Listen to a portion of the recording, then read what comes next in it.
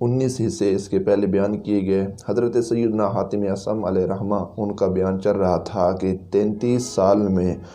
انہوں نے کیا کیے، اپنے استادوں سے 8 مسائل سیکھے،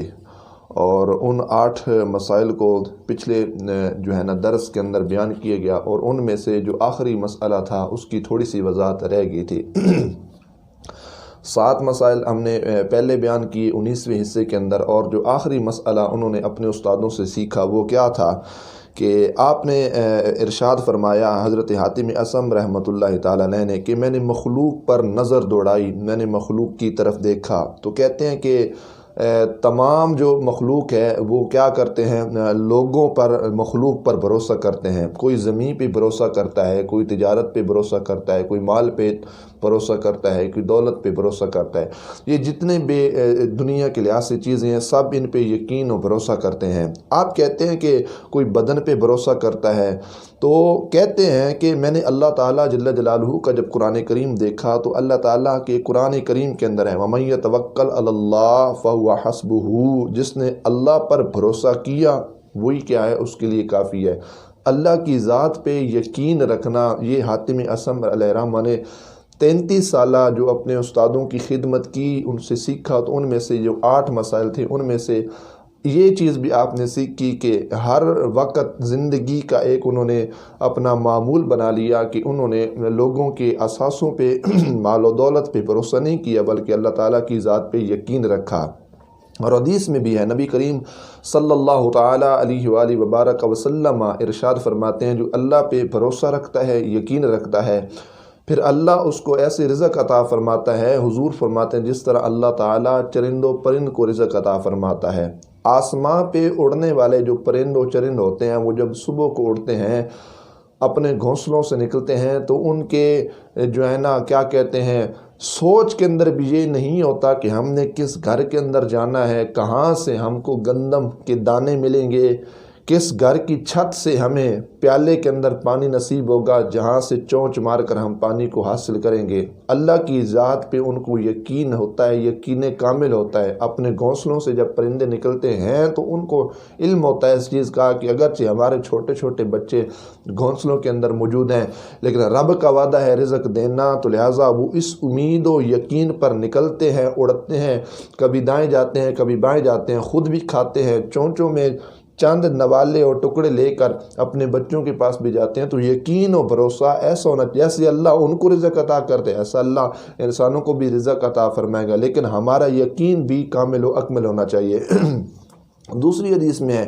نبی پاک صلی اللہ تعالیٰ علیہ وآلہ وبارک وسلم ارشاد فرماتے ہیں کہ جو بندہ اللہ کی ذات پہ یقین رکھتا ہے، مکمل انداز میں بھروسہ کرتا ہے، حضور فرماتے ہیں پھر وہ بندہ رزق کو تلاش نہیں کرتا، رزق اس بندے کو ایسے تلاش کرے گا جس طرح موت بندے کو تلاش کرتی ہے۔ اب قرآن مقدس، قرآن مجید، برہان رشید کا اگر مطالعہ کیا جائے، موت بندے کو کیسے تلاش کرتی ہے، قرآن کریم کے الفاظ بھی ہے نا، اگر بندہ مضبوط مکانات بنائے اور اس کے اندر چلا جائے کہ یہاں پر موت نہیں آ سکتی، موت کا فرشتہ نہیں آ سکتا، تو یہ ایک انسان کی بھول ہے۔ موت کا فرشتہ تو وہاں پر بھی آ سکتا ہے کہ انسان جو مرضی ٹل لگا لے، جتنی مرضی کوشش کر لے، یہ ایک دروازہ کیا ہزاروں لاکھوں دروازے اس سے مضبوط تر بنا کر کنڈیاں تالے جو مرضی کرتا رہے، پتھروں کی دیواریں بنا لے، موت کا فرشتہ پھر بھی آ سکتا ہے۔ حضور فرماتے ہیں جو اللہ کی ذات پہ یقین رکھتے ہیں پھر وہ رزق کو تلاش نہیں کرتے، رزق ان کو ایسے تلاش کرتا ہے جس طرح موت بندے کو تلاش کرتی ہے۔ جس طرح موت ہر جگہ پہنچ سکتی ہے، اسی طرح جو بندے کا نصیب ہوگا رزق کے اندر، بندے کا جو نصیب ہوگا، جو رزق ہوگا وہ اس کو میسر آ جائے گا۔ دکانوں پہ بیٹھنے والے افراد اللہ کی ذات پہ کامل یقین و عقیدہ رکھیں، بار اگر سائن بورڈ، وہ پینا فلیکس، وہ اشتہار اور اس دکان کی مشہوری نہ بھی ہوئی، بندہ دکان کے اندر ہی کیوں نہ بیٹھا ہو، جو گاہک ہوں گے، سودا لینے والے ہوں گے، وہ خود چل کے اس کے پاس آئیں گے، لیکن اگر یقین ہی نہ ہوا تو یہ ایک فلیکس کیا اگر درجنوں کے حساب سے بھی لگا دیے جائیں اور ایک ایک بندہ باہر کھڑا کر کے آوازیں بھی لگائے جائیں تو ہو سکتا ہے شاید ایک بندہ بھی آپ کی دکان کے اندر داخل نہ ہو۔ ٹھیک ہے، دکان کا کھولنا اور اس کی مشہوری کرانا اور رزق کے حصول کے لیے آوازیں لگانا اور اپنے رزق کی مشہوری کے لیے، اگرچہ یہ تمام چیزیں ٹھیک ہیں، لیکن ان کے ساتھ ساتھ ساتھ اس سے بڑی ٹھیک بات یہ ہے کہ انسان کا جو یقین ہے وہ اللہ تعالیٰ جل جلالہ کی ذات پہ پختہ ہو کہ رزق اللہ دینے والا ہے۔ پھر تجارت کرنے والا دکاندار ہو، فروٹ بیچنے والا ہو، معاشی انداز میں جو بھی اسباب ہیں رزق کمانے سے، انسان کے ذہن میں یہی بات ہونی چاہیے کہ رزق اللہ دیتا ہے، ہمیں بھوکا نہیں مارے گا، ہمیں اس کی یاد پہ کامل یقین و عقل ہے۔ اب یہ ہمارا کیا کہتے ہیں وہ انداز نہیں ہونا چاہیے کہ اگر ایک شخص ہے وہ مالٹے بیچ رہا ہو یا فروٹ بیچ رہا ہو یا سیب بیچ رہا ہو اور ہم اس غرض سے بیچیں کہ درجن کے اندر جو ہے نا 12 مالٹے کی بجائے اگر ہم 11 مالٹے ڈال دیں اور ہم یہ سمجھیں کہ بس ایک مالٹا بچ جائے گا، اس سے میری روزی بڑھ جائے گی، تو یہ فقط انسان کی بھول ہے۔ 10 یا 5 روپے بچانے سے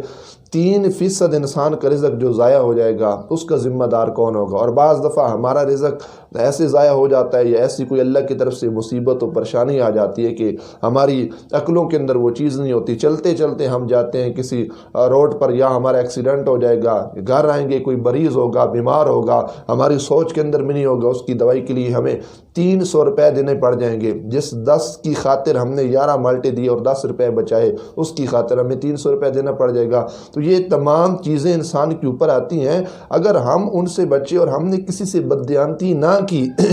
اور ہم نے یہی کہا کہ نہیں میں نے مال اپنا پورا دینا ہے، میرا اللہ کی ذات پہ یقین کامل ہے، اللہ ہی رزق عطا فرماتا ہے، تو یقیناً اللہ تعالیٰ اس بندے کے رزق کے اندر برکت عطا فرمائے گا۔ تو حضرت حاتم رحمۃ اللہ تعالیٰ علیہ کیا فرماتے ہیں کہ یہ یقین مخلوق پر نگاہ دوڑائی، کوئی تجارت پہ، کوئی مال پہ، کوئی دولت پہ، درم و دینار پہ بھروسہ کرتا ہے۔ آپ کہتے ہیں کہ میں نے مخلوق پر نگاہ اٹھائی دوڑائی، پھر اللہ کے قرآن پہ نگاہ ڈالی، تو رب کے قرآن نے ہمیں یہ بتایا کہ یقین رکھنا ہے تو مال، دولت، تجارت، درم و دینار پہ یقین نہیں رکھنا بلکہ اللہ کی ذات پہ یقین رکھنا ہے۔ تو جب ہمارا یقین اس کی ذات پہ کامل و اکمل ہوگا تو یقیناً اللہ ہمیں درم بھی عطا فرمائے گا، دینار بھی عطا فرمائے گا، مال بھی عطا فرمائے گا، دولت، یہ ساری چیزیں اللہ تعالیٰ جل جلالہ کی طرف سے ہمیں نصیب ہوتی رہیں گی۔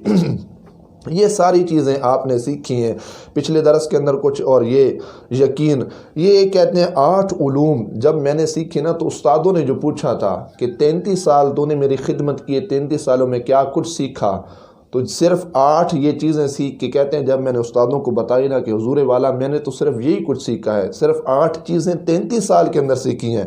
تو آپ کے استاذ گرامی نے کتنی خوبصورت بات کی، فرماتے اے حاتم اللہ تعالیٰ تجھے توفیق عطا فرمائے۔ استادوں نے کہا میں نے تورات، انجیل، زبور اور قرآن کریم کے علوم کو دیکھا تو خیر اور دیانت کے تمام اقسام کو یوں پایا کہ وہ 8 مسائل کے گرد گھومتے ہیں۔ اور آگے آپ فرماتے ہیں کہ جس نے ان علوم پہ عمل کیا، مطلب جو میرے شاگرد حاتم نے یہ جو 8 چیزیں سیکھی ہیں، آپ نے اعلان کیا کہ جو شخص ان علوم پر عمل کرے گا تو آپ نے ارشاد فرمایا آپ کے استادوں نے کہ گویا اس شخص نے 4 کتابوں پہ عمل کر لیا، زبور، انجیل، تورات اور قرآن کریم پہ عمل کر لیا۔ قرآن کریم، زبور، انجیل، تورات، ان کا جو نچوڑ کہتے ہیں وہ صرف یہی 8 چیزیں ہی ہیں جو حضرت حاتم نے 33 سال کے اندر سیکھی۔ تو جس نے ان 8 عادات کا دامن اپنے ہاتھ میں مضبوطی سے پکڑ لیا یا ان چیزوں پر عمل کرنے والا ہو گیا، سمجھو وہ قرآن کریم پر بھی عمل کر رہا ہے، زبور، انجیل، تورات پر بھی عمل کر رہا ہے۔ تو جب بندے کی زندگی قرآن کے مطابق ہو جائے، قرآن کی تعلیمات کے مطابق ہو جائے تو یقیناً بندہ پھسلتا نہیں ہے، بندہ اس جہان میں بھی کامیاب ہوگا اور آخرت کے اندر بھی کیا ہوگا؟ کامیاب ہوگا۔ حضرت حاتم اصم علیہ رحمہ نہایت ہی سادہ انسان، طبیعت کے اندر بڑی سادگی، اور بالخصوص دنیا کی یہ جو چیزیں ہیں، مال و دولت ہو گیا، یہ جو مکانات ہو گئے، یہ جو دنیا کی طرف مائل ہونا ہو گیا، یہ جو رغبت ہوگی، ان کی طرف آپ کی بالکل توجہ نہیں تھی، اور آپ یہی کہتے ہیں کہ بس انسان کو جو دائمی لحاظ سے جو انسان کا گھر ہے وہ قبر ہے، بس اسی کی فکر کرنی چاہیے، اور اسی گھر کو حسین بنانے کے لیے، اسی گھر کو زینت بنانے کے لیے جہاں پہ ہم نے ہزاروں سال رہنا، اسی کی کوشش کرنی چاہیے، اسی میں حقیقی معنوں میں ہم نے چراغاں کرنا ہے، اسی کو ہم نے مزین کرنا ہے، اسی گھر کو مطلب قبر کو ہم نے زینت بخشنی ہے۔ اب اس کو خوبصورت ہم نے کیسے بنانا ہے؟ ان 8 چیزوں پہ جب ہم عمل کریں گے تو ہمارا جو گھر حقیقی ہوگا قبر کا، اللہ تعالیٰ اس کو کیا کرے گا؟ مزین فرمائے گا۔ آپ کے ایک شاگرد ہیں حضرت حاتم رحمۃ اللہ تعالیٰ علیہ کے، آپ کہتے ہیں کہ ہم جو ہے نا اس شاگرد کے ساتھ چلے، حضرت حاتم فرماتے ہیں، تو کہتے ہیں ہمارے ساتھ 320 افراد تھے، حج کا ارادہ رکھتے تھے، 320 افراد کا قافلہ حضرت حاتم رحمۃ اللہ تعالی علیہ کی قیادت کے اندر چل پڑا حج کے ارادہ کے ساتھ۔ تو کہتے ہیں کہ سارے ماڑے بندے تھے، نہ ان کے پاس کوئی خاص توشہ دان تھا، نہ کوئی کھانا تھا۔ کہتے ہیں کہ ہم ایک تاجر کے پاس سے گزرے، بڑا ہی تنگ دست آدمی تھا، لیکن مساکین سے محبت کرنے والا تھا، پیار کرنے والا تھا۔ تو کہتے ہیں کہ ہم نے ان سے ملاقات کی تو وہ ہمیں اپنے گھر کے اندر لے کے گئے، تو انہوں نے ہماری مہمان نوازی کی، کھانا وغیرہ ہمیں دیا، ہم نے کھایا۔ جب دوسرا دن ہوا نا، تو وہ بندہ جس نے مہمان نوازی کی، جس کو میزبان کہا جاتا ہے، اس نے حضرت حاتم سے کہا کہ آپ کو کچھ ضرورت ہو تو بتائیں، کیونکہ میں نے ابھی ایک فقیہ عالم دین ہے، اس کی عیادت کے لیے جانا ہے۔ اگر آپ کو کوئی کام ہے آپ بتا دیں، وگرنہ آپ نے کھانا کھا لیا، آپ اللہ کے حوالے، رب کے حوالے، تاکہ میں فقیہ عالم کی عبادت کرنے کے لیے جاؤں۔ آپ یہاں سے جا سکتے ہیں، کھانا وغیرہ انہوں نے کھا لیا تھا چونکہ۔ تو حضرت حاتم رحمۃ اللہ تعالی علیہ آپ نے فرمایا کہ بیمار ہو بندہ اور اس کی عیادت کرنا یہ تو بڑی فضیلت کا کام ہے، اور اس میں تو بڑا ثواب ہے۔ تو فقیہ عالم کو دیکھنا بھی عبادت ہے، عیادت اس کی بیمار پرسی کرنا بھی عبادت ہے، اور عالم دین کے چہرے کی طرف دیکھنا یہ بھی عبادت ہے۔ آپ نے کہا کہ مجھے بھی ساتھ لے جاؤ تاکہ میں بھی بیمار پرسی کر لوں، عیادت وغیرہ بھی کر لوں، اور ان کی زیارت بھی کر لوں گا، اس نیت کے ساتھ کہ عالم کے چہرے کو طرف دیکھنا یہ کیا ہے، عبادت ہے۔ آپ ان کے ساتھ چل پڑتے ہیں۔ چلتے گیا حضرت حاتم اور وہ شخص جو عیادت کرنے کے لیے پوچھنے کے لیے جا رہا تھا، کہتے ہیں کہ ہم ایک بڑے مکان کے باہر پہنچے، دروازے پہ دستک دی، حضرت حاتم نے نگاہ اٹھائی اور عجیب و غریب انداز کے ساتھ اس مکان کی طرف دیکھنا آپ نے شروع کر دیا۔ ایک حسین و جمیل اور بڑا قیمتی پردہ سا لٹکا ہوا تھا، ایک اندر گئے کمبل بچھا ہوا تھا، اس کے اوپر عالم دین جو ہیں وہ سو رہے تھے۔ تو وہ جو شخص آپ کے ساتھ تھے انہوں نے عیادت کی، اور وہ جو ہے ان کے سرانے کھڑے ہو گئے تعظیم و تکریم کے لیے کہ بندہ بیمار ہے، عالم دین بھی ہے۔ تو حضرت حاتم رحمۃ اللہ تعالی علیہ بڑی عجیب نظروں کے ساتھ ان کو دیکھ رہے تھے۔ تو فقیہ جو عالم بیمار تھے انہوں نے پوچھا، اے حاتم آپ مجھے عجیب و غریب نظروں کے ساتھ کیوں دیکھ رہے ہیں؟ تو وہاں پہ آپ نے ارشاد فرمایا، آپ نے ان کے حسین کمبل کو دیکھا، دروازوں کے اوپر لٹکی ہوئے حسین پردوں کو دیکھا، اونچے مکان کو دیکھا۔ آپ نے فرمایا حضور والا، اگر آپ کی صحت ٹھیک ہے تو میں آپ سے کچھ باتیں عرض کرنا چاہتا ہوں، پوچھنا چاہتا ہوں۔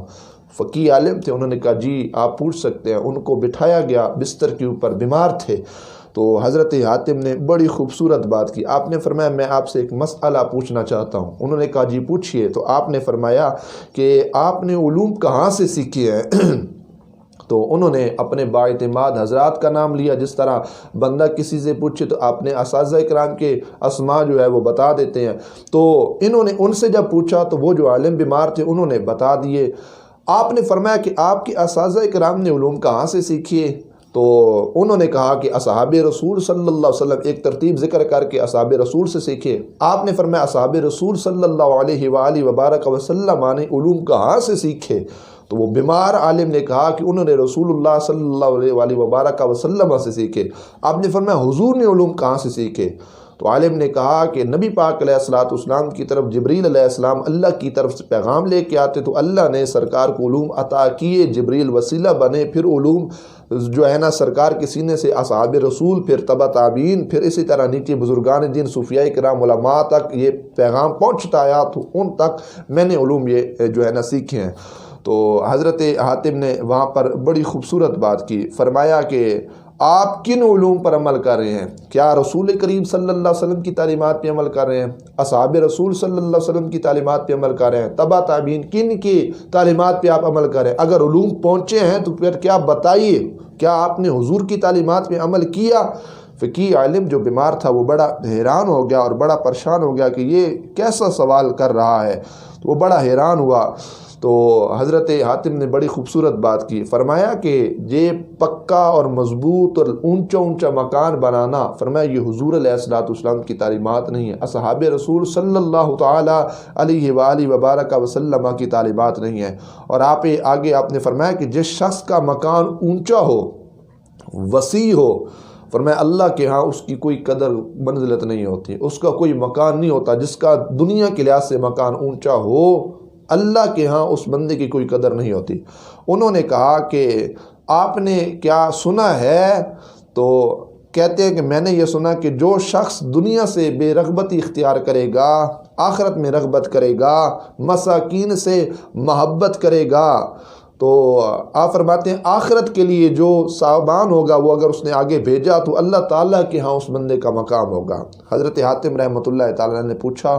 تو آپ نے کس کی پیروی کی ہے؟ ان میں سے کیا آپ نے دنیا کی رغبت کو چھوڑا، دین کی طرف اور آخرت کی طرف آپ نے کیا رغبت رکھی ہے؟ یہ جو اونچا اونچا مکان آپ نے بنایا ہوا ہے تو کیا آپ کی رغبت دنیا کے لحاظ سے ہے یا آخرت اور قبر کے لحاظ سے ہے؟ تو جب خاموش ہو گئے تو وہاں پر آپ نے بڑی خوبصورت بات کی، فرمایا اے عالم فقیہ آپ بیمار تو ہیں، بتائیے اونچا اونچا مکان بنا کر کیا آپ نے رسول اللہ صلی اللہ تعالیٰ علیہ وآلہ وبارک وسلم، اصحاب رسول صالحین کی آپ نے پیروی کی ہے یا فرعون یا نمرود کی آپ نے پیروی کی ہے کہ جس فرعون اور نمرود نے سب سے پہلے چونے اور اینٹوں کا مکان بنایا تھا؟ اتنی عظیم فکر حضرت سیدنا حاتم اصم رحمۃ اللہ تعالی علیہ نے اس فقی عالم کے ذہن کے اندر ڈالی۔ یہ بڑے سادہ مزاج انسان تھے حضرت حاتم، اور آپ کی زندگی کا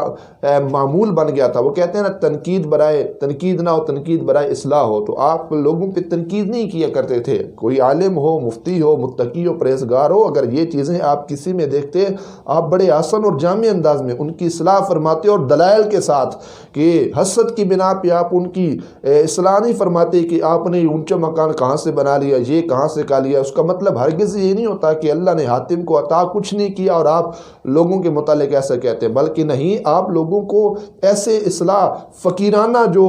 چیز تھی وہ حضرت حاتم اصم رحمۃ اللہ تعالی علیہ کے اندر موجود تھی۔ اور پھر خوف خدا کا یہ عالم دیکھا جائے، ایک جماعت آپ کی رہی، نماز تو بڑے دور کی بات ہے، جماعت آپ سے جب رہ گئی ایک جماعت، تو بعد میں مسجد میں آئے نماز پڑھنے کے لیے، جب آپ نے نماز پڑھی تو رونا شروع کر دیا، روتے روتے گھر گئے، آپ گھر چلے گئے، گھر جا کے روتے رہے، پھر آئے اگلی نماز کے لیے، نماز کو پڑھا، پھر گھر چلے جاتے ہیں، پھر نماز کے لیے آتے، پھر گھر چلے جاتے ہیں۔ 3 دن مسلسل حضرت حاتم روتے ہیں، اتنا روتے ہیں کہ داڑھی مبارک جو ہے وہ آنسوؤں سے تر ہو جاتی ہے۔ تو جو مسجد کے اندر آنے والے آپ کی متعلقین، مریدین، محبین تھے، متوسلین تھے، وہ پریشان ہو گئے کہ حضرت صاحب کو کیا ہے کہ آپ نماز کے لیے تشریف لاتے ہیں، جماعت کے ساتھ آپ نماز کو ادا فرما کے گھر چلے جاتے ہیں، آپ بڑا روتے ہیں، کیا وجہ ہے، کیا ماجرا ہے، ان سے پوچھا جائے۔ تو 3 دنوں کے بعد حضرت حاتم رحمۃ اللہ تعالی علیہ کے گھر پہ جب لوگ پہنچے، دروازے پہ دستک دی، آپ روتے روتے آپ نے دروازہ جب کھولا تو انہوں نے کہا حضور والا کیا ہوا ہے، آپ کیوں روتے ہیں؟ آپ نماز کے لیے مسجد میں آتے ہیں تو بڑے روتے ہیں، 3 دنوں سے آپ کا یہی معمول ہے۔ تو وہاں پہ حضرت حاتم نے رحمۃ اللہ تعالی علیہ نے آپ نے کمال کا جملہ ارشاد فرمایا افسوس، فرمایا اس زمانے میں ایک جماعت، نماز جماعت کی جو قدر و منزلت ہے وہ اتنی کم ہو گئی ہے،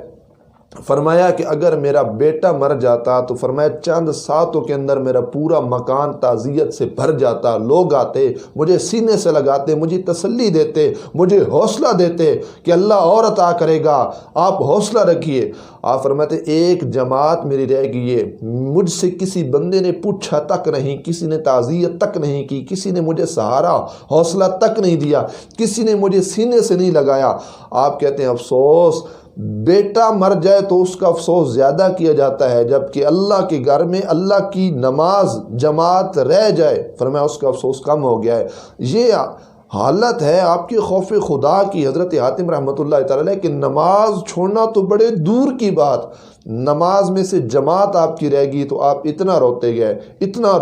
روئے کہ یہ جماعت کیوں رہ گئی ہے۔ فرمایا بیٹے کی منزلت قدر زیادہ ہے اللہ کی نماز کی جماعت کے ساتھ، جو اس پہ ثواب ہے، اس پہ جو فضیلت ہے، کیا اس کی قدر جو ہے وہ کم ہو گئی ہے؟ تو اس انداز میں سیدنا حاتم رحمۃ اللہ تعالی علیہ نے اپنی زندگی کو گزارا۔ انتہائی سادہ مزاج شخصیت کے حامل تھے، انتہائی سادگی اور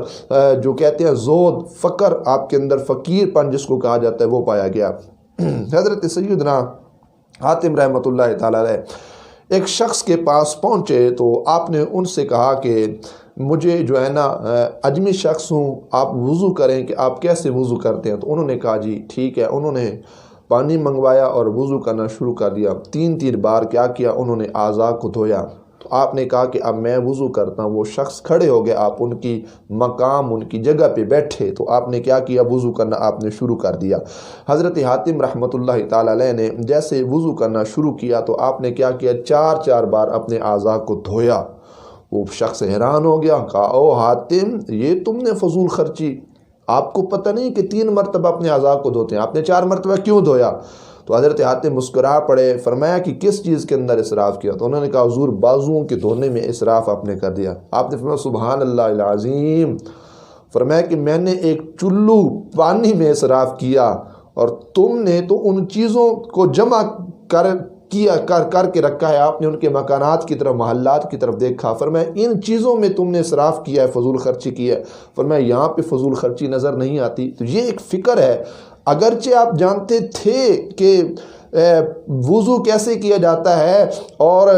اس کا طریقہ کیا ہوتا ہے، فضول خرچی کس کو کہتے ہیں، اسراف کس کو کہتے ہیں، 3 مرتبہ اعضاء دھوئے جاتے ہیں یا 4 مرتبہ دھوئے جاتے ہیں، باوجود اس کے کہ آپ نے ایک فکر دی لوگوں کو۔ آپ نے فرمایا یہ جو بڑے بڑے مکانات ہیں ان کے اندر فضول خرچی کوئی نہیں، اور میں نے اگر 4 مرتبہ دھو دیا تو آپ کو فضول خرچی یاد آ گئی، آپ کو اسراف یاد آ گیا، اس انداز میں۔ اور جب حضرت حاتم بغداد کی طرف پہنچے تو تمام اہل بغداد ان کے پاس آئے،